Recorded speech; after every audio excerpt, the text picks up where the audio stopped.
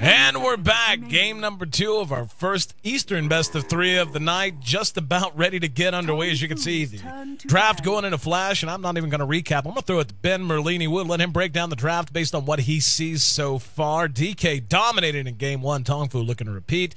And DK going back to the well, but yeah, trying to pick up the clockwork. Going to be looking for a better performance there. But for the most part, taking some heroes away from TongFu's success in game 1.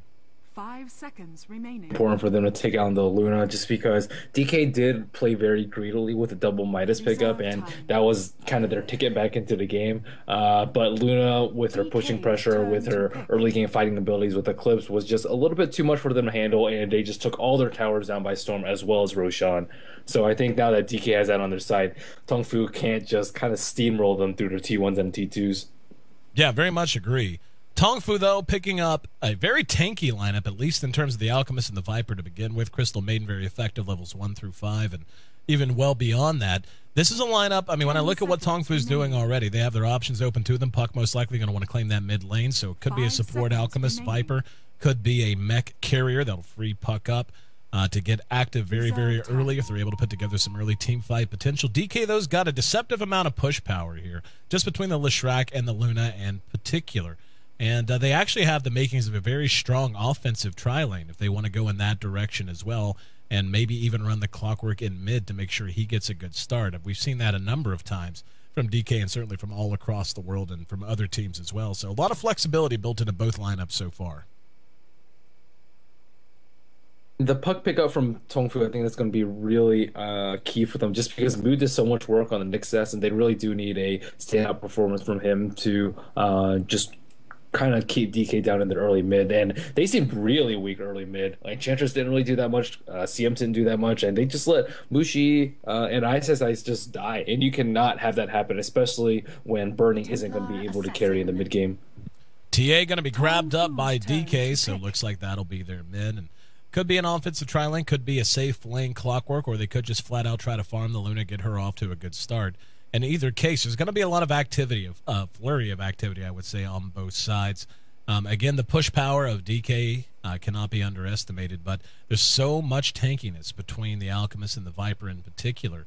They do have the TA, and certainly her meld will help burst through that, but I'm anxious to see what TongFu wants to snag up for us next. And I mean, TA is not a good pick here at all. It's not very good versus Alchemist. It's not very good versus Viper. It's a good matchup versus Puck, but they can easily shift Puck to a different lane, whereas TA has to go mid.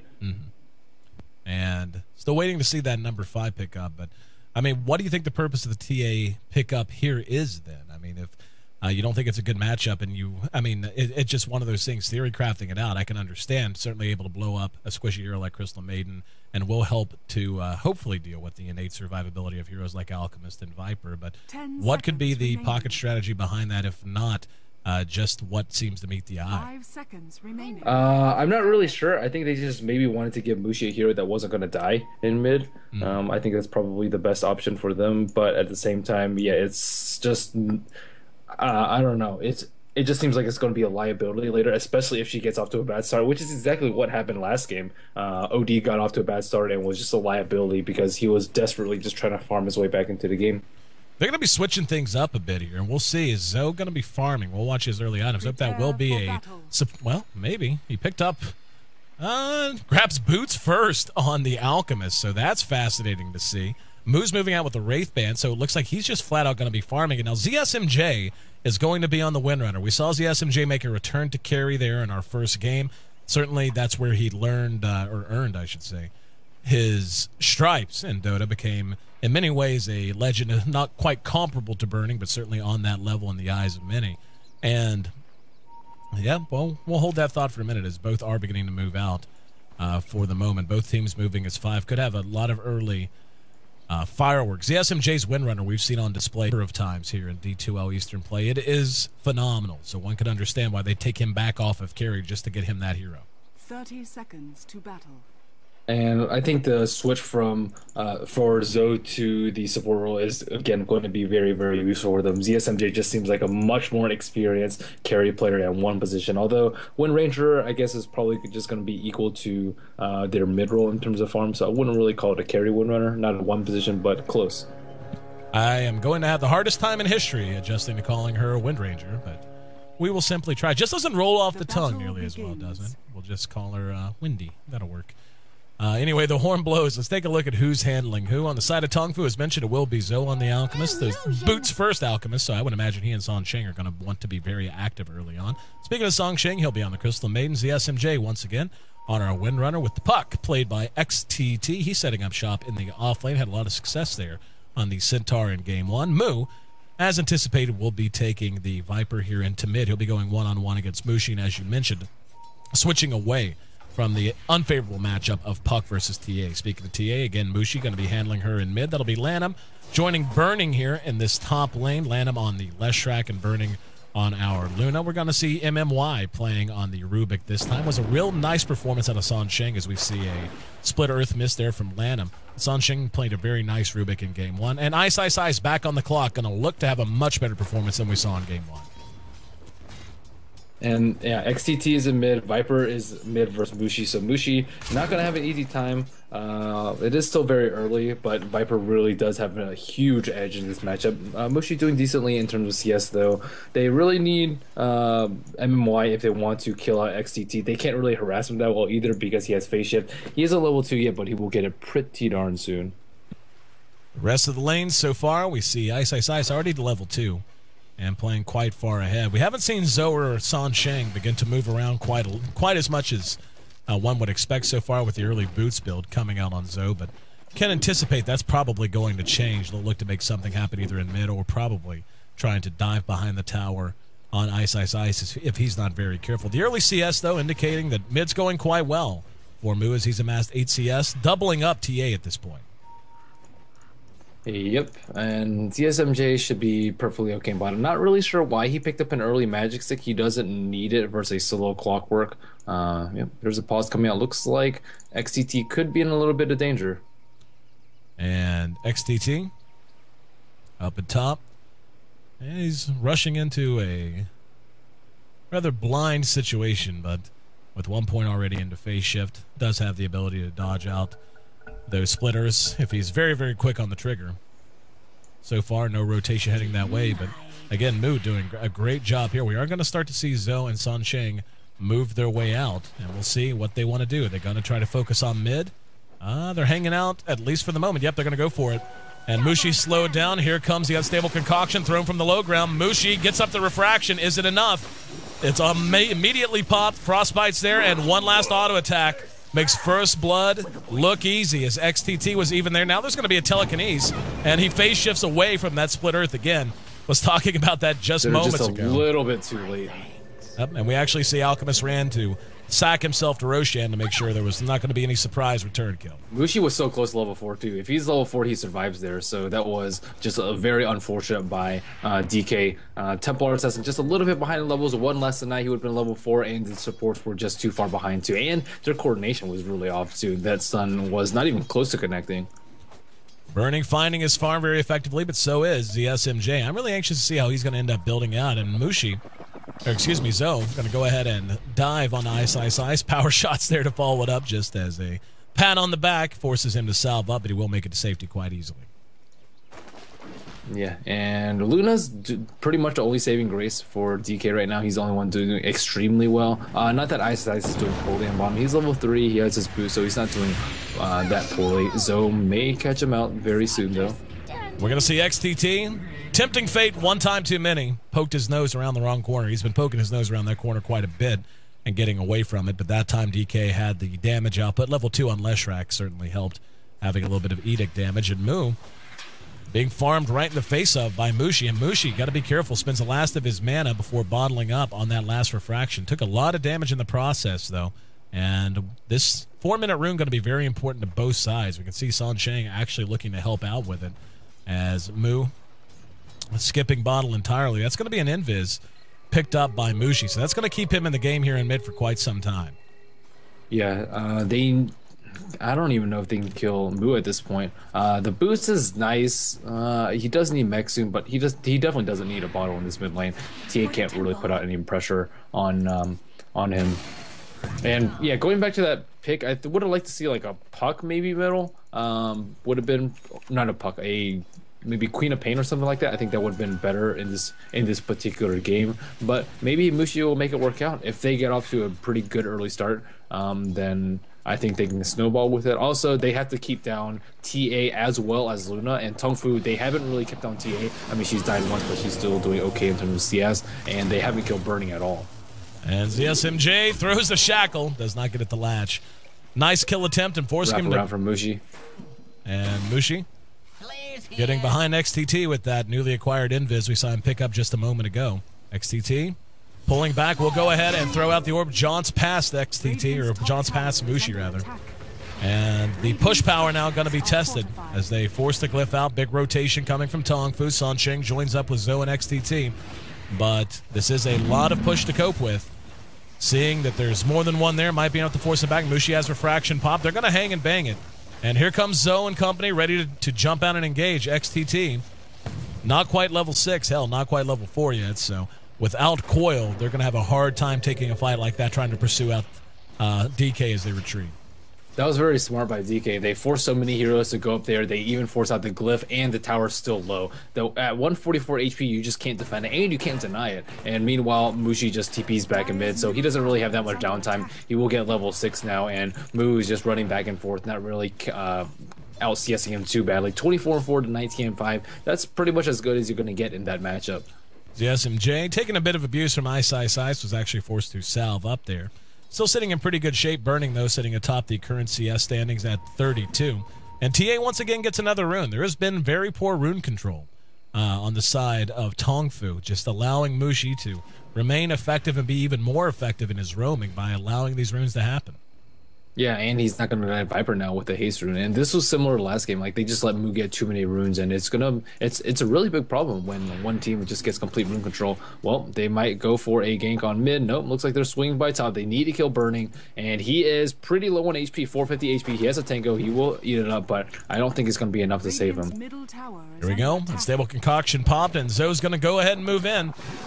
And holding on to it a little too long. A little too long. Egg on his face as the Jaunt was there from Puck if they wanted, but doesn't even have enough mana for another one. And here comes the Eclipse. Back. MMY. And doesn't matter. He's going to end up dead regardless. There's a slow, and Mushi using that haste rune to good effect. Going to pursue out. Zoe spins the meld, and one more auto attack makes it a 2-0, and he's not done. Still going to work on Sansheng. Buyback immediately out of Mu as he comes back in to try and flip this around. But a big mistake there out of the support Alchemist. Zoe not getting the unstable concoction off hurt him. Even on support. Yep. And we see a... That would have gone a lot differently had he gotten that off. They even had the ward here. Maybe if they had the ward like over here instead. But very nice play from MMY. He did fog the stun. ZSMJ could have, or Zoe could have just casted it right as soon as he saw him too. He kind of waited until it was like ticking down. But if he just cast it right then, it would have been an easy kill. They do manage to pick off Ice at bottom off the rotation from Zoe, so not giving it up without any kind of reprisal whatsoever. And taking a look at the early net worth, we can see it's basically pretty even, however. Already Burning beginning to open up a bit of a gap, not what you want to allow him to do, especially now that he has a Midas. And this is going to force a similar decision out of TongFu.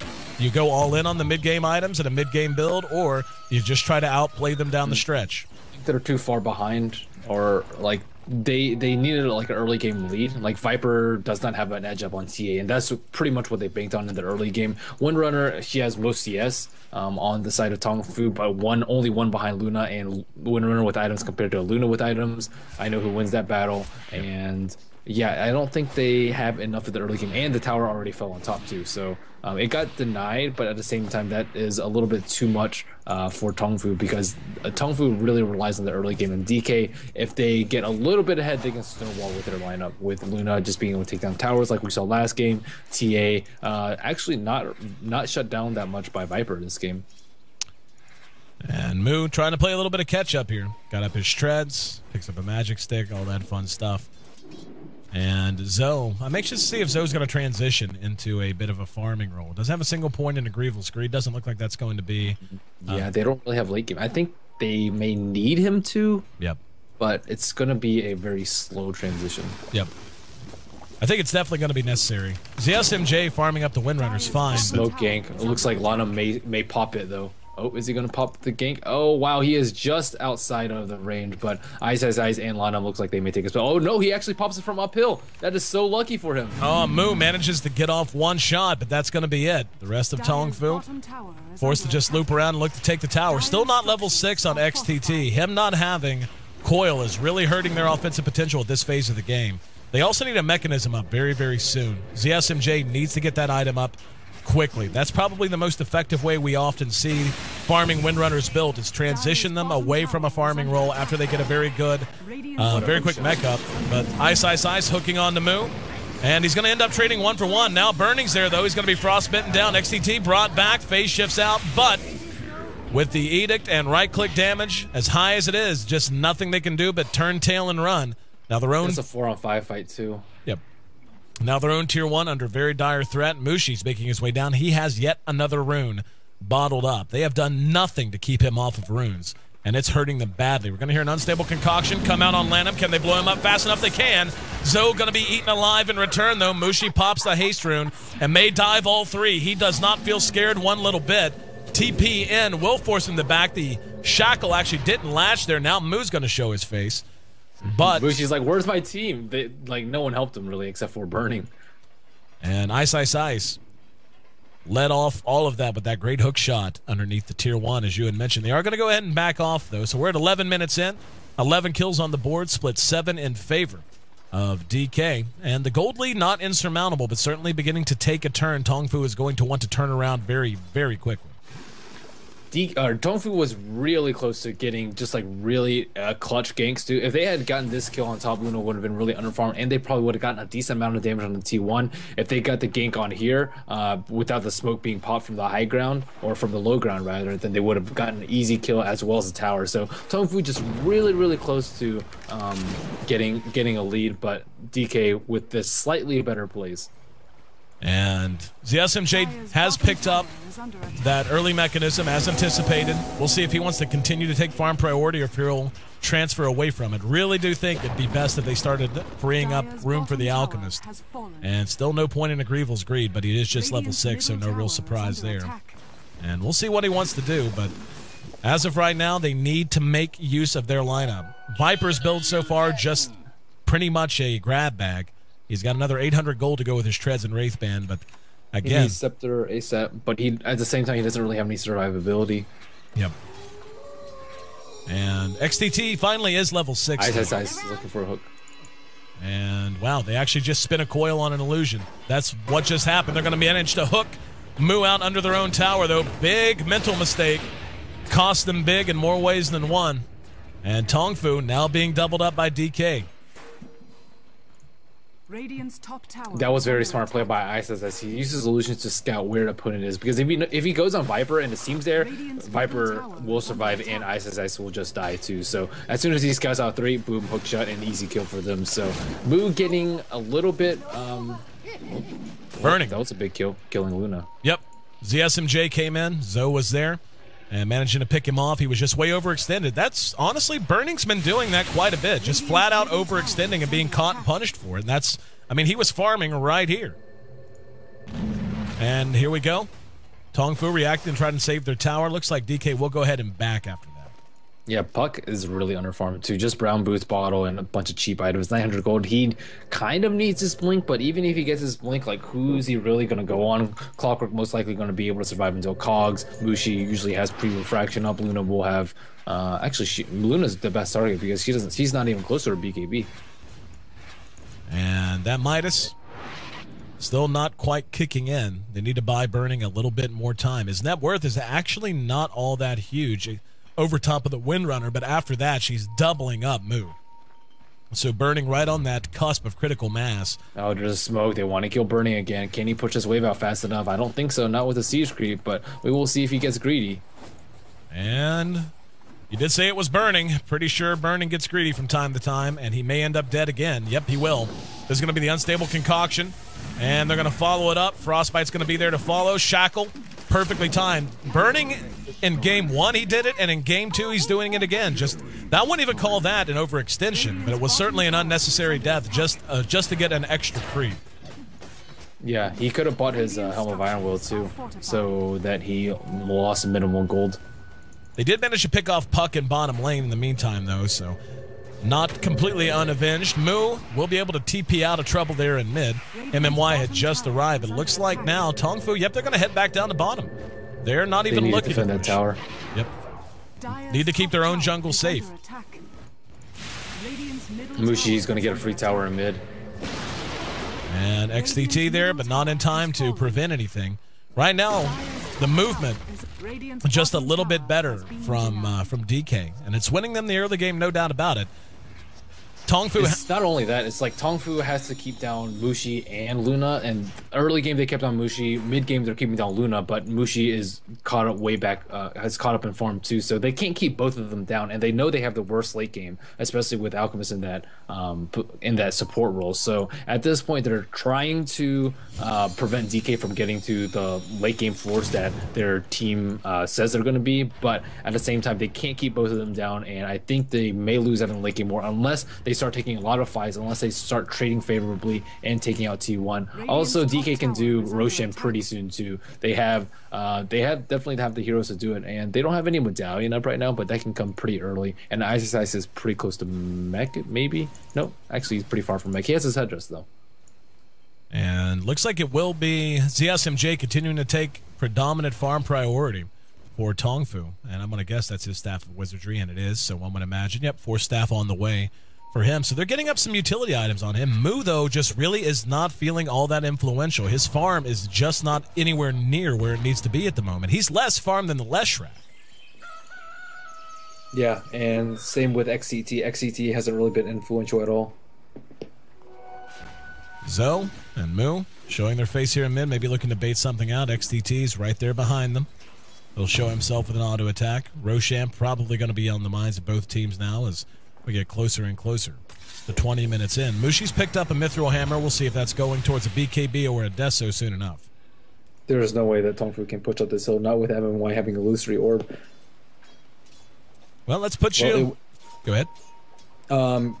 Yeah, go ahead. I was just going to put you back in that old rusty captain's chair. I mean, right now, TongFu obviously up. Hang on. Moo in trouble, caught out, hanging around, and really had no business being there. Has to know that death can await him at any angle. In the meantime, they're going to go ahead and try to push up at top while ZSMJ finishes his 4 staff. There's going to be a rotation from DK. Let's see if they're going to duck into the Roche pit, and they will. As they bring down the big guy and trade this tower away. Again, what's the game plan for TongFu? What realistic goals can you set yourself for the next 10 minutes? Burning. I think Burning's a much bigger deal as a late game carry than Mushi. So if they have to prioritize killing one or the other, I would kill Luna, because Luna is just going to be very beastly, and they have a lot of things to take off her frag, and Mushi only single target with most of his damage is not going to be that big of a force compared to the bouncing glaives and that mass push power coming out from Luna.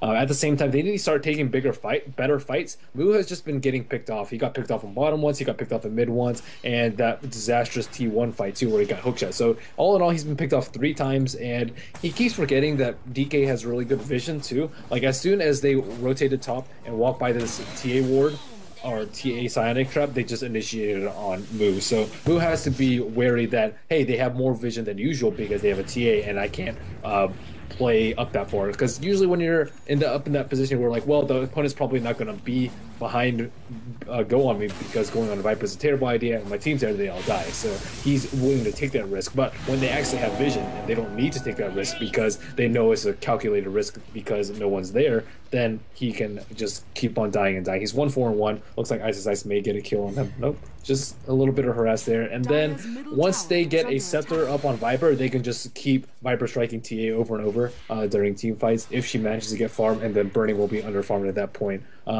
Also, they need a Sheep on Windrunner too, and Alchemist does need to transition, I think, into a damage build. We're going to see the tier 1 mid be the next target. They're going to try to go, and Coil only got one, though. That's MMY. They should get him for free, but reaction comes in a massive fashion. They need to clear out. Ice hooks on the Moo, and they're ready to re-engage.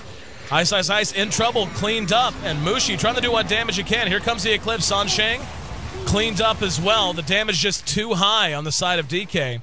And, wow, ZSMJ actually will be able to force staff himself to safety. They end up trading 2 for 2 there, which all told is 3. Yeah, it's not all that bad at all. Really not bad. Yeah, it's not bad, but they only got a kill on Luna, and TA is continuously living in these fights, and Viper dies too. Like, Viper has to get his scepter. If they don't get a scepter, there's no way they're going to beat out the double BKB from Templar Assassin and Luna. MMY spotted out on the high ground, so free kill goes to TongFu. They're continuing to give as good as they get, or at least try to do so.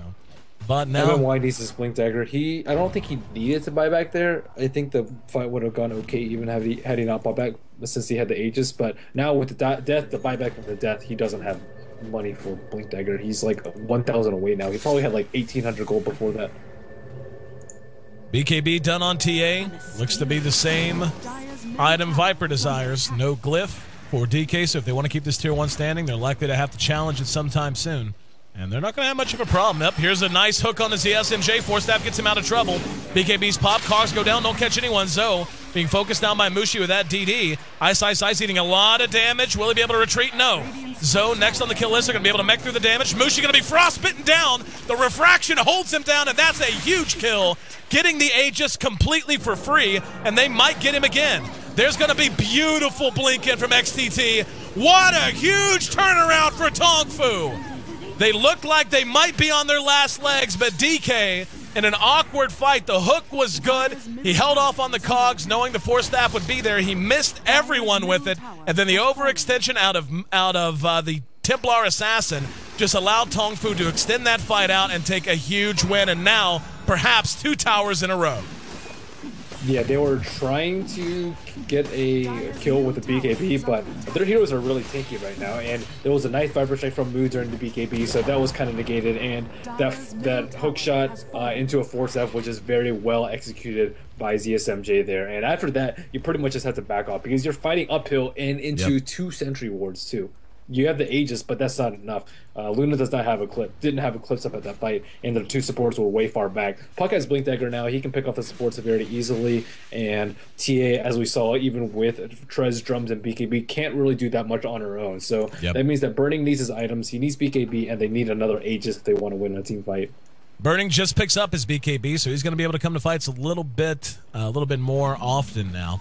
He's hitting quite hard as well, and has a decent amount of look at the gold swing. It was 5,000. Now it's actually in TongFu's favor. Yep. And this is what you call a big turnaround. And that's what one big fight can do. And really, when you look back at this fight in the middle, it wasn't any huge mistake made by DK so much as it was just a lot of good individual efforts coming out of TongFu, as you had mentioned. ZSMJ managing to kite out Clockwork and allow his team time to back off so the cogs didn't catch anyone. The Viper Strike keeping TA off. Zoe actually tanked a lot of that damage intentionally. We saw him move in, then back off 2 or 3 times just to try and tank a lot of it as they focused him down. His refraction expired. The frostbite was there. Well timed from San Sheng, and this entire game has been opened back up, and you can just feel the difference already in the way TongFu is now beginning to move and think. And we are seeing Zoe now transition into that damage-dealing role as we get into the meat and potatoes of the mid-game, as he has picked up an Ogre Club now. Yep, they're going to have a few BKBs up pretty soon. Windrunner still doesn't need one. The Windrun is generally enough to save her from fights. And I mean, Wind Ranger with this amount of items is going to be a pretty beastly force in the mid game just because of the sheer amount of utility that it provides. As long as they can survive DK's BKBs, then they can win the team fight. And Windrun plus Force Staff plus Mech are all perfect utility skills to survive that. DK needs to secure next Roshan. That should be the next point of contention for them. They need a TA trap in there so they don't need to constantly scout it. It's still not up for a few minutes though. And Lana and MNY, they're not particularly used right now just because Puck can just blink on them. And Puck was really underperformed. He had like brown boots and like 1,000 gold 10 minutes ago, but now already with Blink Dagger and an ultimate orb. Yep. And XTT, that's something else worth mentioning in that fight here in mid. He had a great blink up here that basically cut the map in half and isolated TA right about here. His blink up, the threat of dropping a silence and so on and so forth, forced DK to back out there or engage, perhaps coming through him silenced and knowing he had a good chance of getting away and being able to re-engage. And really, again, that fight just completely turning this game around. We can see it's actually back in DK's favor slightly, but one of the biggest turnarounds we've seen in such a short amount of time, 5,000 gold lead erased in the matter of just about 5 minutes. And now TongFu looks to get it back on their side as a multitude of BKBs are now complete. One done on the Alchemist. The Viper has actually completed his as well, and they're going to go headhunting right across the river. TongFu has a chance to seize control of this game right now. Yeah, they're trying to fight without a T2. Oh, XCT is going to Oh, there's going to be a coil that catches two. Silenced out on MMY and Lanham. They're going to get Lanham for free, or MMY for free. Lanham manages to retreat up to the high ground. That's not bad at all. That's like as best as you can ask for. There's a smoke gank, and you only kill one support. Yep. He needs to spend his money. He needs either BKB or, Force-F or Blink right now. I think Force-F is going to be better for him just because, like, acid spray and stuff. It is nice to be able to initiate on TongFu, but TongFu is rarely not as 5. And we can see Zoe continuing to add to his farm, already up to another 1,100 gold in his inventory. His level is actually not all that bad either. He's actually the same level as Windrunner and only one level behind TA at this point. So he's going to be able to make up some ground if TongFu can continue to extend this game and buy him time. And but more importantly, as you said, they've just got to continue to hold targets down. They need to continue to focus on Burning. Burning's farm certainly tops on the board right now. Mushi on Zoe. Up at top, Zoe caught with the side trap, and Mushi going to be stunned out with the unstable concoction. Let's see if Zoe will be able to get away, and he will. Just Mushi unable to pursue it out, so it does a bit of damage, but no harm, no foul. Yeah, if he didn't pop his ultimate there, he would have been in a lot more trouble, but yeah, nice play coming up from him. He could have get away too, and Mushi I don't think can catch up to him, but it was a nice nice try by Mushi there. And we can see DK beginning to prioritize the Roche pit. They've got Burning on one side and Ice on the other. They're going to see him respawn here, and boom. They'll ping it out, almost certainly. And they know what's up. In the meantime, TongFu looking to take away some vision. Burning has fallen back to his own tier 2. He's making his way towards a butterfly now and has the Helm of the Dominator already up. And Zoe shows his face back up in top lane. But at 14-12, TongFu with the kill lead, the gold lead, is actually in their favor once again. Very slight favor, but still, given how far behind they have been, certainly worth mentioning anytime it crosses over 0. Yeah, they should be able to take out Roshan pretty easily, especially considering 2 heroes on the left side. They don't know that ZSMG there. ZSMG actually gets a gem right now, so with Zoe there, they should be able to take it out. They're still pretty scared, though. Luna very close to her butterfly. But yeah, even with the butterfly, the Viper Strike is just such a hassle to deal with. Viper doesn't have a Scepter, though. But at the same time, they just have so many disables. They have Shackles, they have Unstable Concoction, they have Frostbite, they have Viper Strike, they have Coil. They have so many things that could disable outside of the BKBs that it's not imperative that he has a Scepter, although it would be nice icing on the cake. And the SMJ trying to pursue out Mushi has a power shot up in just a moment. And BKBing through the Unstable Concoction, so forcing the BKB out. In the meantime, Roche down to about half health as DK has moved in. XCT is going to blink in, get off the silence on 3, jaunts right back out. Has coil, will spin it, caught 3. Here comes Sansheng. There's a hook onto the high ground, though, and he got 2. Sansheng and Mu both locked inside. BKB up on Mu allows him to survive through. Roche still sitting comfortably at a quarter health, and DK going to be forced to back out as they don't have their Templar Assassin to come help, at least not at the moment. Mu now telekinesis back, but here comes Zoe.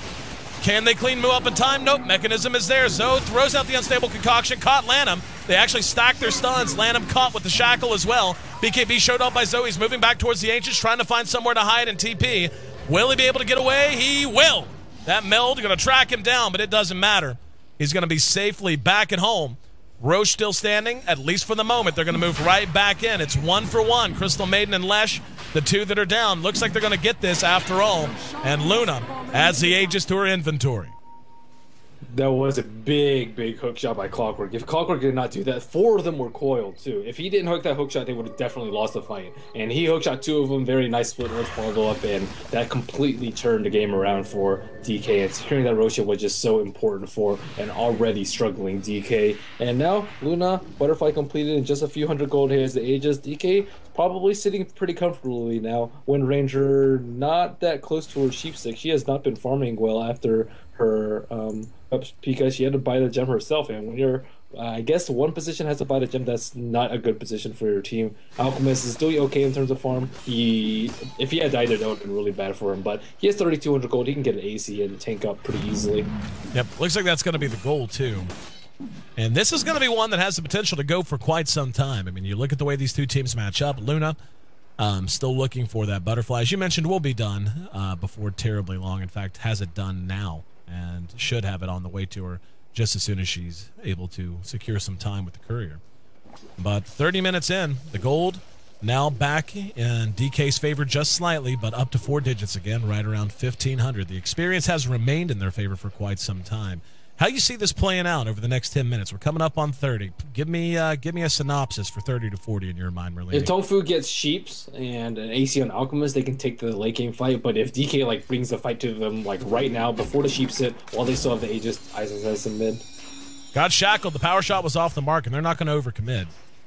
Takes a lot of discipline to do that. It seemed like an easy kill to them, but not jumping too far because there were too many faces unaccounted for on the map. And Butterfly now done on Luna. Burning continues to add not just survivability, but flat-out damage to his repertoire, now hitting for just about 250 a shot.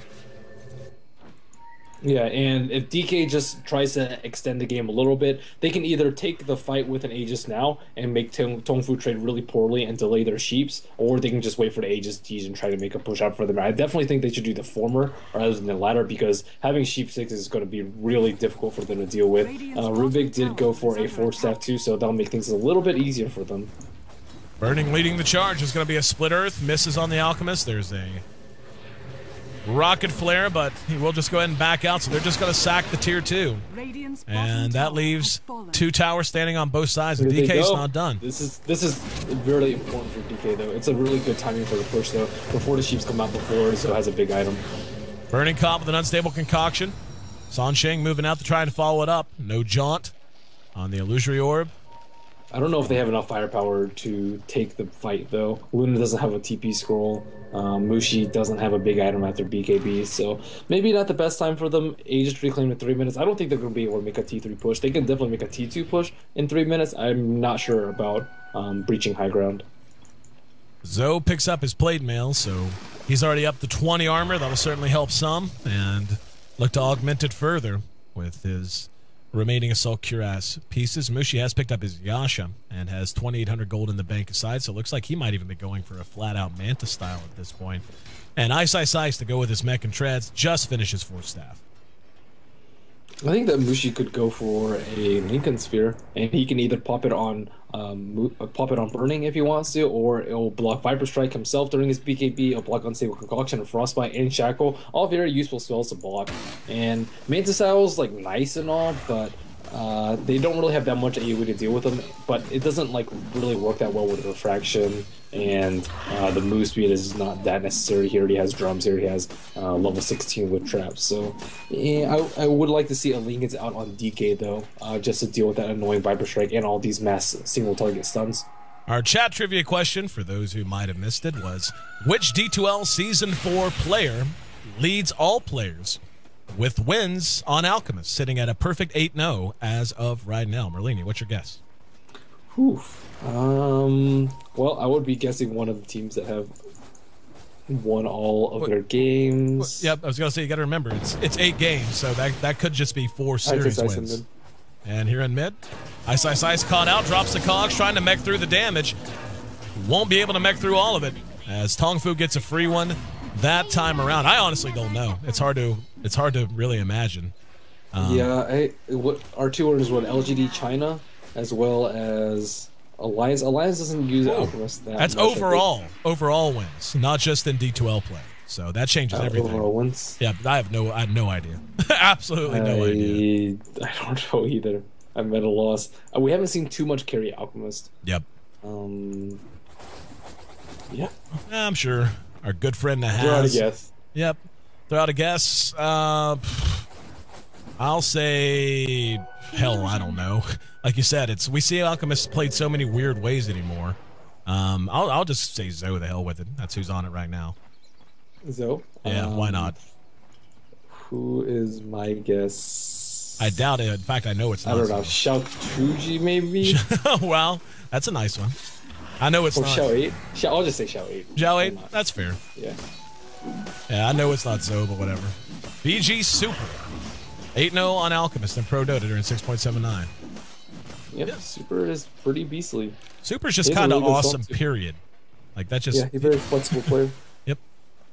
And really looking forward to seeing him in action coming up in our second series. Again, winner of this series will be taking on Vici Gaming in our second round of Eastern Bubble Race play. So make sure you get comfy. We still got a whole lot of Dota going on tonight. A lot of defensiveness out of both teams. We're still locked at 16 to 13 kills. The overall gold, though, has actually turned upwards a smidge in favor of TongFu as of late, but still in favor overall to Burning and company. And speaking of Burning, continuing to augment that inventory of his. And I was going to say, he's Mushi. You're in mid. Mushi taking a chance. Shackle not going to latch. And they're not going to jump on him too far. In the meantime, looks like Burning ready to push. Moves up all by his lonesome. Zoe's going to be there and eat a Lucid Beam in the face. And looks like we might have a pretty big fight on our hands coming up right now. As Burning has his Satanic completed. Just finish it up. They're going to go ahead and glyph this. Let's see if they're actually going to try to challenge it. If they do, they're going to have to get a real nice jump. DK in a pretty commanding position right now. Radiant's top tower has Viper has a fallen. scepter now, so they need to focus on a lot of different targets. Alchemist is really annoying and pretty difficult to kill too. Puck really annoying and difficult to kill. Windrunner really annoying and difficult to kill. Same with Viper. So there's no good target for DK. Maybe if they get a sheep, they can pick a hero off really quickly. I would say Windrunner because she can force up anyone else that's not herself if she's sheeped. Or if they sheep anyone else, she can save them. So I think they need a sheep on the side of DK. I don't think it's going to come out anytime soon, though. Rubik, nowhere close. Lana, nowhere close, too. So if they don't have a sheep, I would say, I don't know, Alchemist or Viper. Maybe if Puck's out of position, but pretty much whoever's out of position, they just need to drop and drop quickly. Because TongFu can definitely outlast DK because they're not BKB reliant. Well, Mushi's got enough gold. He could just about one-shot buy it, but instead he's going to go for a damage build as he picks up his Demon Edge. Sheep done on ZSMJ now. And his play going to have to be clutch. Zoe, the Salt Cuirass done, and 2,600 gold aside, can begin to build whatever he wants. Could just go tanky now.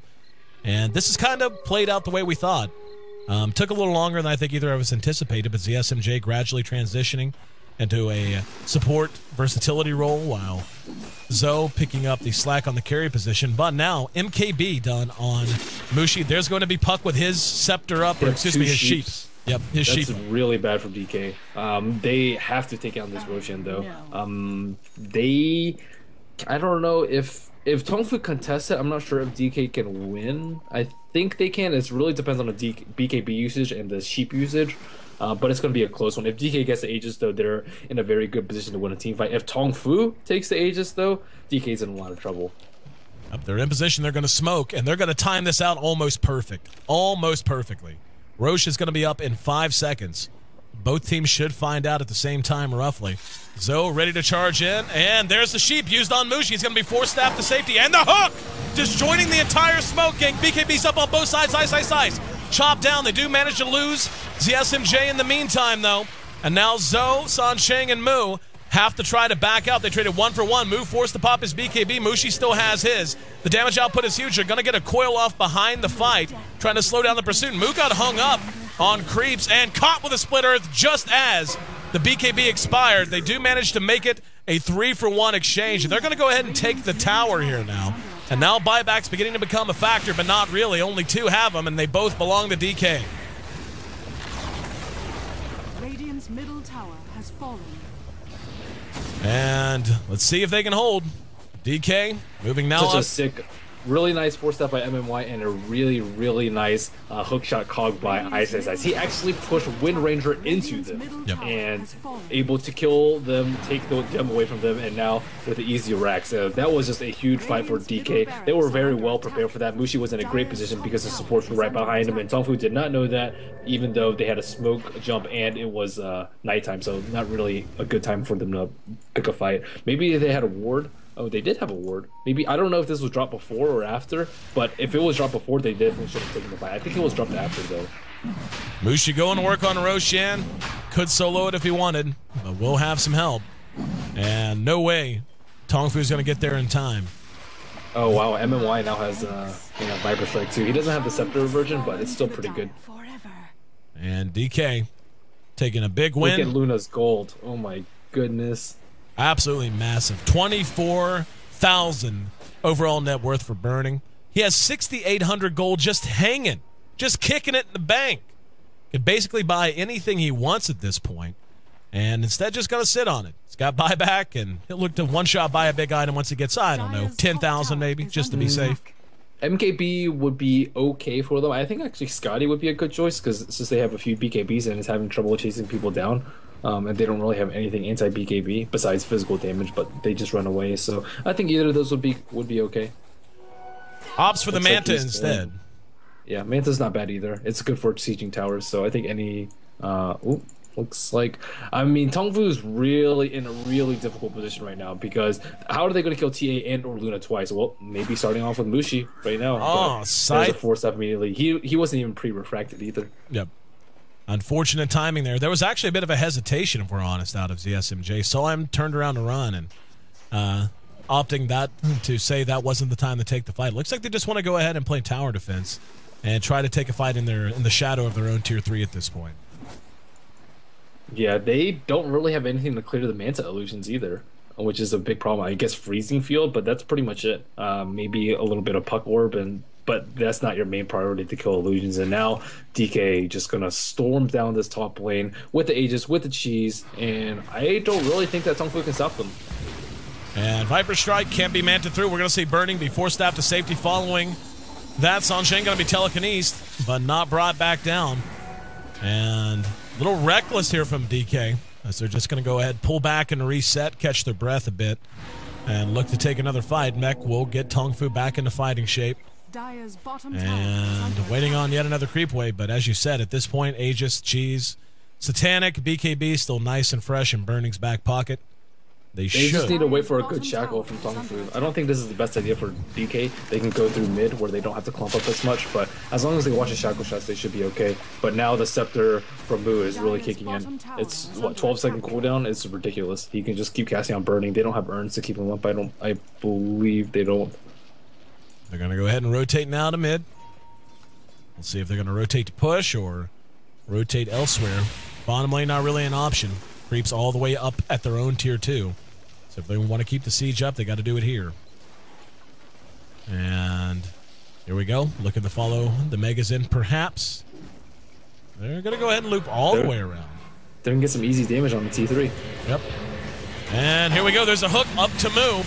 Mu pops his BKB. Ice is there. Split Earth off the mark. Zoe doing what damage he can. There's a coil that caught 2 behind the fight, but still no follow-up. Shackle actually caught Ice, but they're lacking in damage so heavily they can't really follow any of this up. Burning with Scythe right underneath the tower, and even still couldn't do much. The SMJ now eating a lot of right click, will be melted down. Beautiful telekinesis out of MMY, stunning out 2, and Zoe drops as well. Buyback from Zoe, not really going to matter though, as they're now hemmed up in their own well. There's a celebratory smoke. And MMY, 4-staff following the unstable concoction. They're going to get at least this set of racks, but they just seriously can't even stand and fight at this point. XCT going to pick off MMY in the back. He gets a gem too, so that's not a bad pickup at all. Mushi still has the Aegis. Burning still has the cheese, so they can probably go for Megas right now. ZSMJ still dead for another 30 seconds. And yeah, this is what happens when your Windrunner has all the fine priority. She doesn't really do that much. She has a sheep and stuff, but without the damage follow-up, it's not very useful. Zoe drops for the second time, stands buyback, and he'll call the GG on his own headstone.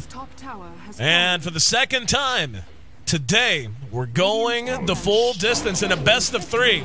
TongFu jumped out and looked impressive in game 1, but DK not about to be whitewashed.